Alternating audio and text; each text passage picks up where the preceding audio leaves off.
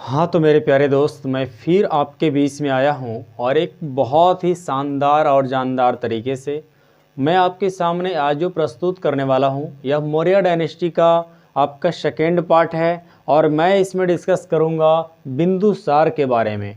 मैंने इसके पहले चंद्रगुप्त मौर्य के बारे में आपको बताया था और मुझे पूरी आशा है कि वह वीडियो बहुत ही बेहतरीन रहा होगा, बहुत ही शानदार रहा होगा। शायद कोई भी कॉम्पिटिटिव एग्जामिनेशन देने जा रहे हैं या कोई भी ऐसा आप फेस करने के लिए जा रहे हैं, यदि आप और हिस्ट्री आपको नीड है तो एक बार आप इस चैनल को सब्सक्राइब कर लीजिए, क्योंकि ये आपको देने वाली है बहुत ही विस्फोटक अंदाज में सारे हिस्ट्री का हर पॉइंट को कवर करने के साथ साथ बहुत ही मज़ेदार तरीके से। तो चलिए मैं इसको आज बिंदुसार के बारे में बताने वाला हूँ और बिंदुसार भी समझने के बाद आज के बाद आपकी सारी समस्याएं सॉल्व हो जाएगी। तो मौर्य डायनेस्टी का मैं बिंदुसार के बारे में डिस्कस करूंगा। और बिंदुसार के सबसे पहले टाइम पीरियड इज मैंडेटरी, क्योंकि टाइम पीरियड नहीं मैं जानूंगा तो हिस्ट्री को समझना इम्पॉसिबल हो जाता है। ये जो टाइम इनकी है वो 298 BC 298 BC टू 273 BC ये इनका टाइम पीरियड है। ये BC का टाइम पीरियड है, इसलिए ये उल्टा चलेगा। ये बातें आप हमेशा कंफर्म कर लीजिए। तो ये जो 298 BC टू 273 BC है, ये इनकी टाइम पीरियड बिंदुसार का है। और बिंदुसार किनके होते बेटा? तो ये होते चंद्रगुप्त मौर्य के बेटा होते हैं और बिंदुसार के बेटा होते हैं अशोक। अब ये जो यहाँ पे अब इनके पास जो बता दूं कि यूनानी लेखक के द्वारा बताया गया है कि इसे जो है क्या दिया, इसका नेम रखा था तो ये अभित्रोचेटस। जो बिंदुसार है, बिंदुसार के यूनानियों द्वारा जो इसे बताया गया है वो अभित्रोचेटस नाम से बताया गया है। अब मैं संस्कृत अकॉर्डिंग देखूं तो संस्कृत में इसका जो मीनिंग होता है, अभित्रोचेटस का संस्कृत में जो मीनिंग होता है वो होता है यमित्र घात। अमित्र घात मीन्स क्या होता है? शत्रुओं का विनाश करने वाला। जो इनका शत्रु है उसको विनाशक के नाम से इसे जाना गया। और वाकई में ये बहुत ही बड़े शानदार राजा थे। अपने टाइम पीरियड में चंद्रगुप्त मौर्य का उत्तराधिकारी होने के साथ साथ चंद्रगुप्त मौर्य के जैसा पूरी तरह से ताकत के साथ भारत को संभाले रखा।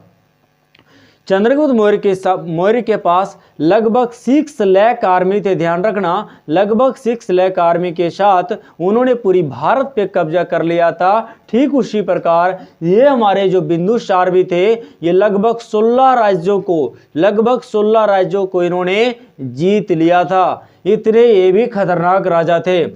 अब ये जो है अमित्र घात का मीन्स क्या है? शत्रुओं का विनाशक। अब मैं परिशिष्ट वर्तन एक बुक है, इसके अकॉर्डिंग इसको बिंदुसार बोला गया। क्या बोला गया? बिंदुसार बोला गया।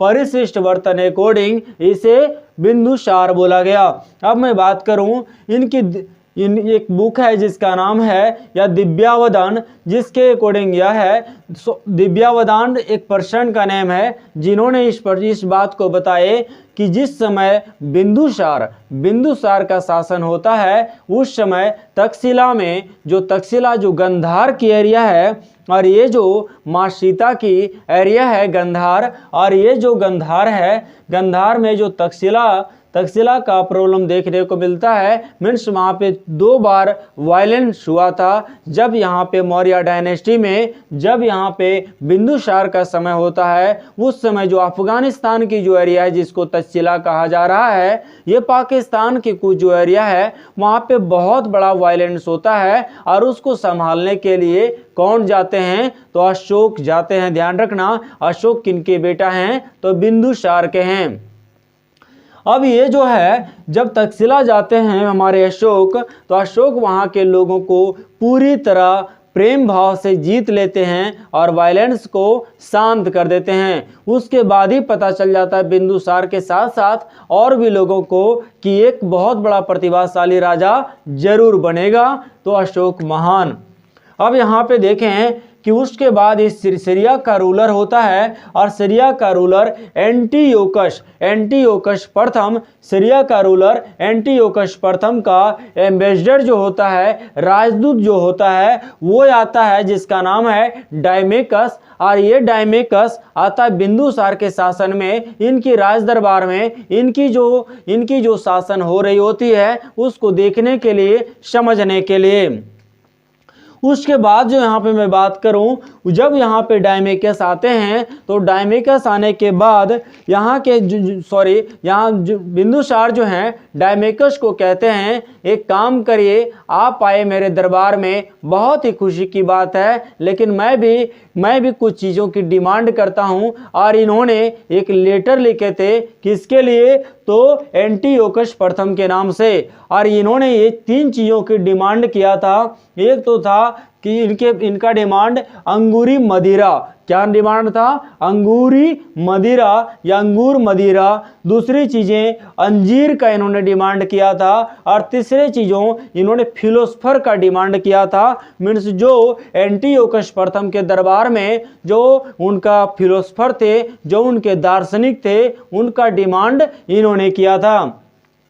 तो 3 चीज़ों का बिंदुसार ने डिमांड किया, किनसे? एंटियोकस प्रथम से, जिसमें से उन्होंने 2 चीज़ों को स्वीकार कर लिया था, मदिरा को और अंजीर को। लेकिन जो फिलोसफर दार्शनिक है उन्होंने ये बात कहते हुए इन्हें टाल दिया कि हमारे कानून के अनुसार फिलोसफर का, दार्शनिक का क्रय विक्रय नहीं किया जाता है, इसलिए मैं फिलोसफर को आपके राज दरबार में नहीं भेज सकता हूं। अब मैं आ जाऊं यहाँ पे मिस्र नरेश, मिस्र का राजा। मिस्र समझ रहे होंगे, मिस्र कहाँ पे है? तो अफ्रीका में पड़ता है। और मिस्र का जो राजा था, राजा को नरेश बोला जाता है, ध्यान रखना। तो मिस्र नरेश टॉलमे फिलाडेल्फस सेकेंड होता है। और इसका जो एम्बेसडर होता है जिसका नाम होता है कौन? तो डायनेसियस। और ये डायनेसियस भी इनके दरबार में आते हैं और इनकी जो परंपराएं चल रही होती है, इनकी जो कल्चर, सोसाइटी एंड रूल का जो रेगुलेशन सिस्टम चल रहा होता है, उनको ऑब्जर्व करने के लिए आते हैं। अब कुछ मैं बात करूं इनकी अपनी पर्सनल लाइफ पे, तो इनकी जो मैरिज हुआ था वो 16 ईयर में हुआ था। इनकी जो मैरिज हुआ था वो 16 ईयर में हुआ था। इनकी जो मैरिज हुआ था 16 ईयर में हुआ था। और मैं बात करूं कि इनकी जो मैरिज हुआ था वो टोटल 16 हुआ था। 16 ईयर में नहीं, यहाँ पर मैं बात कर रहा हूँ 16 टोटल मैरिज हुआ था। इनकी टोटल शादी बिंदुसार का 16 हुआ था। और टोटल बच्चे इनके कितने थे? तो 101 थे। ध्यान रखना, 101 थे इनके टोटल बच्चे। बिंदुसार के टोटल बच्चे 101 हुए और टोटल 16 शादी इन्होंने किए थे। ये जो इनकी बेटा जो अशोक महान होता है, ये अशोक महान 99 जो उनके बच्चे होते हैं, वो 99 बच्चे को ये मार डालते हैं, खत्म कर देते हैं। और ये खुद को, अपनी शक्ति को सारे लोगों के बीच में दिखा देते हैं कि असली रूलर मैं ही हूँ। और बाद में जाकर के अशोक महान शासन करने लग जाते हैं। इनकी जो एज है, जो राजगद्दी इन्होंने पकड़े वो 15 ईयर मीन्स 15 ईयर ओल्ड में, इनकी 15 ईयर ही जब था, 15 साल की एज में इन्होंने राजगद्दी को पकड़ लिया था। और कैसे राजगद्दी पकड़े? तो चंद्रगुप्त मौर्य ने अपनी राजगद्दी को इन्हें सौंप दिया और चले गए थे वो श्रवण बेलगोला, जहाँ पे जैन धर्म एक परंपरा है कि यदि किसी को खुद को मृत्यु की ओर जाना है, यदि त्याग लेना है, यदि संसार में रहने से उसे वो चाहता है कि नहीं, मैं अब इसी परंपरा से, जो हमारी जो जीवन और मृत्यु की चक्र है, इससे मुक्ति पाना है, तो क्या करना है? उपवास की मेथड का यूज करिए और इसके अकॉर्डिंग आप जन्नत जा सकते हैं, गॉड के पास जा सकते हैं। तो उन्होंने प्राण को त्याग दिया था और उसे संलेखना या कोई मेथड कहा जाता है कि इसमें जैन परंपरा के अकॉर्डिंग, तो उन्होंने उपवास लिया था। उसके बाद चंद्रगुप्त मौर्य की मृत्यु हो गई थी। अब मैं यहाँ पे बात करूं, इनकी जो मदर का नेम है किनके, तो बिंदुसार के जो मदर का नेम है जिसका नाम है दुर्धरा। जो बिंदुसार के मदर का नेम है दुर्धरा, मीन्स दुर्धरा किनकी वाइफ हुए, तो चंद्रगुप्त मौर्य के हुए। इनकी जो रिलीजन थे वो आजीवक संप्रदाय था। ध्यान रखना, आजीवक संप्रदाय एक दार्शनिक संप्रदाय है जो बात करता है इस नेचर के बारे में, जो बात करता है इंसानियत के बारे में, जो बात करता है best quality and society and culture के बारे में। तो ये जो चीजें हैं ये आजीवक संप्रदाय को फर्स्ट बार जो कंजर्वेशन मिलता है, संरक्षण मिलता है, ये मौर्य डायनेस्टी में ही मिलता है। और ये मौर्य डायनेस्टी में बिंदुसार के द्वारा इसे संरक्षण भी मिलता है और साथ साथ आजीवक संप्रदाय को ही मानते हैं। चंद्रगुप्त मौर्य अपनी जीवन की अंतिम अवस्था में किसको, कौन से धर्म को मानते हैं, तो वो मानते हैं किसको, जैन धर्म को मानते हैं। अब मैं बात करूं जो मेरे वायु पुराण है, ये वायु पुराण में बिंदुसार को भद्रसार बोला गया है या वर्षकार बोला गया है, भद्रसार बोला गया है या वर्षकार बोला गया है। अब मैं बात करूं जैन ग्रंथों में इसे सिंहसेन के नाम से जाना गया है, जैन ग्रंथों में सिंहसेन के नाम से जाना गया है। और इनके जो गुरु थे, इनके गुरु थे जिन्होंने इस आजीवक संप्रदाय दिलाया, उसका नाम है पिंगल वत्स। क्या नाम है, पिंगल वत्स। पिंगल वत्स नाम का पर्सन ने ही इन्हें आजीवक संप्रदाय में इन्हें बदला और इन्हें बहुत सारी नॉलेज प्रोवाइड किए। अब मैं बात करूं कुछ चीज़ों का, बौद्ध गुरु जिसका नाम है तारानाथ, ये बौद्ध गुरु या बौद्ध फिलोसफर तारानाथ कहते हैं कि ये अपने समय में, अपने टाइम पीरियड में 16 ईयर की विजेता था, 16 एरिया का विजेता था। 16 ऐसे स्टेट थे जिस पे इन्होंने कवर कर लिया था। अब मैं बात करूं, ये ब्राह्मणवाद की थ्योरम को मानते थे। जो ब्राह्मणवाद जो परंपराएं चल रही होती है उसको पूरी तरह से चंद्रगुप्त मौर्य तो आगे बढ़ाए थे, लेकिन बाद में जाकर के बिंदुसार ने भी कंधा दिए और उन जो ब्राह्मणवाद का जो थ्योरम होता है उसको पूरी तरह से आगे बढ़ चढ़ करके हिस्सेदारी अपनी देते हैं और इंडिया में प्रचार प्रसार करते हैं।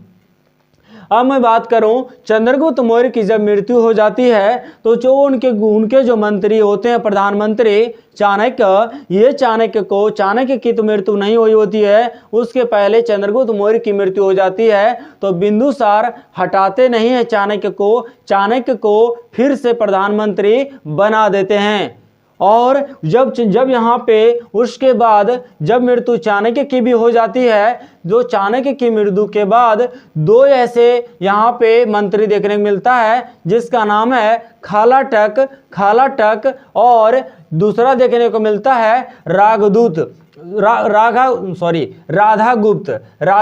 एक का नाम है और दूसरा नाम है खालाटक। ये दो ऐसे जब मृत्यु हो जाती है किनकी, जब डेथ हो जाता है चाणक्य का, उसके बाद 2 ऐसे मंत्री को बिंदुसार अपने शासन में रखते हैं। तो ये जो बिंदुसार की जो चीज़ें थी बहुत ही इंपॉर्टेंट थी, बहुत ही मज़ेदार थी, बहुत ही शानदार थी। और यहाँ से क्वेश्चन जब भी बनेगा तो ये जो पॉइंट है इससे बाहर नहीं बनने वाला है। और मैं नेक्स्ट आपका वीडियो अशोक महान पे आने वाला हूँ, जो आकर के मौर्य डायनेस्टी की तस्वीर को इतनी बदल करके रख दिए कि मेरा ये प्यारा भारत आज भी उनकी बातों को, उनकी चीज़ों को आज भी अनुसरण करता है और आज भी अशोक महान की हर वैसा थ्योरम को आज भी मेरा प्यारा भारत अपनाता है और अपनी पूरी दुनिया में आज भी ताकत को पूरी तरह से बनाए रखा है। ये जो हमारे जो अशोक महान है, ये जो चंद्रगुप्त मौर्य है, ये बिंदुसार की इतनी बड़ी रोल होती है हमारे इंडिया में कि आज मेरा इंडिया पूरी दुनिया में जाता है और गर्व से कहता है कि अशोक महान जो शासक है वो मेरा प्यारा भारत का है, जिन्होंने पूरी दमखम से भारत को संभाला, हर मुसीबतों से संभाला। थैंक यू सो मच, नमस्कार। आने वाली हर वीडियो को आप देखते जाइए, आपको हिस्ट्री मज़ा आने वाली है बहुत ही विस्फोटक अंदाज में। आपने चैनल को सब्सक्राइब नहीं किया है तो निश्चित रूप से आप सब्सक्राइब कर लीजिए, क्योंकि यहाँ जो मिलता है वो सबसे अलग मिलता है। थैंक यू सो मच, नमस्कार।